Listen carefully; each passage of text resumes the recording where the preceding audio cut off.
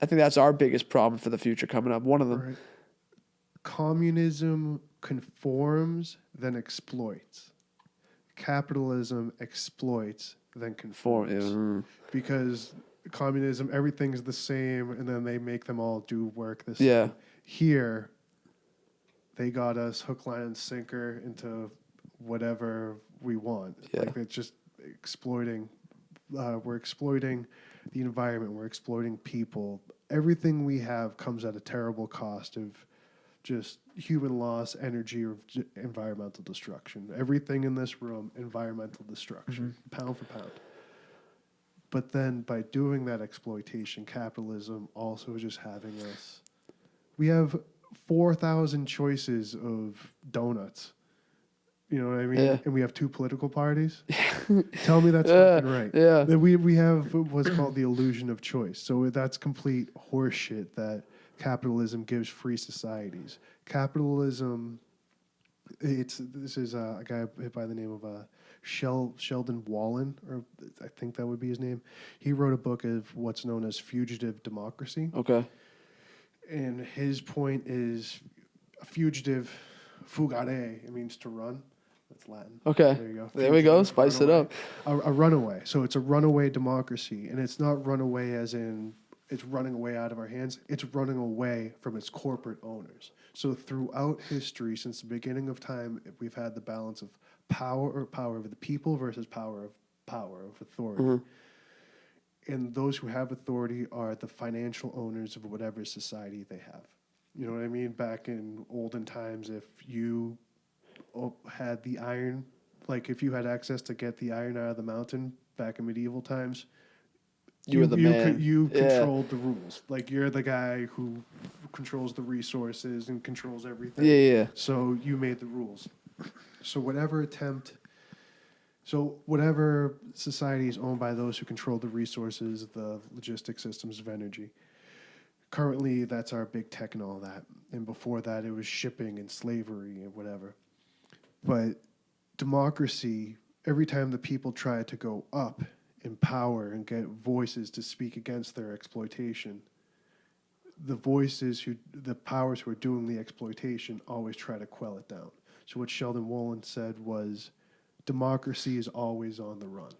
So it's always, we can't stay still, like we're standing still right now. Our government is standing still, and that's why it's been captured by all the agencies. It's been captured by the federal interest or the industrial interest that they're supposed to regulate.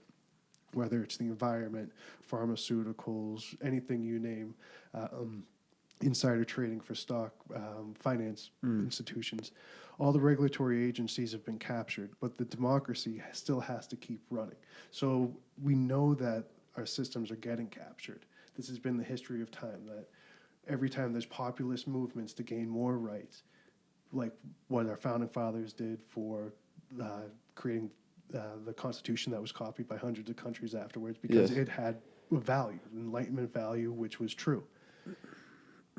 They got away from their corporate captors. Even you can say, oh, there was slavery and all that, but in the scope of having semi-regular people, merchants and all that, rich people, but that was a step towards populism away from a sovereign.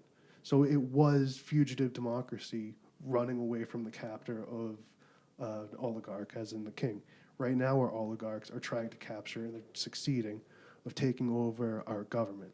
So our government, our democracy, has to keep fucking running. And we're not running. Like I said, we have 2 parties and no critical thinking. But this is all just, it's the patterns of history. Like this is, the guy wrote the book in frickin' 1850 maybe, you know what I mean? So he knew the same thing that they're having back then before the Gilded Age of the industrialists, you know what I mean? Of Westinghouse, Edison, Rockefeller, Carnegie, before those corporate interests took over the government, before the progressive era.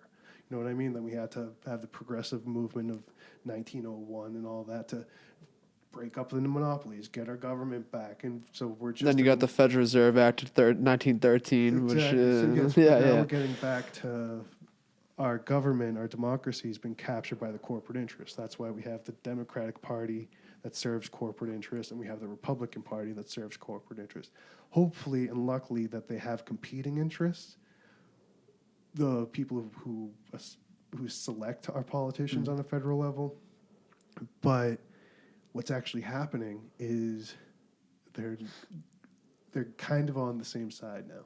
Not to sound conspiratorial, but Please do. the financial institutions leverage their bets, so they have stock in AT&T, and then they also have stock in Verizon. Mm-hmm. So if one does well, they make money. If the other one does well, they make money. And they just do that for everything. And those financial institutions that own those corporate interests, what they make lots of money off the selling of stocks, they end up owning the media companies. For example, I forget if it's one of the major ones. They're owned by what's known as the Vanguard Group. The Vanguard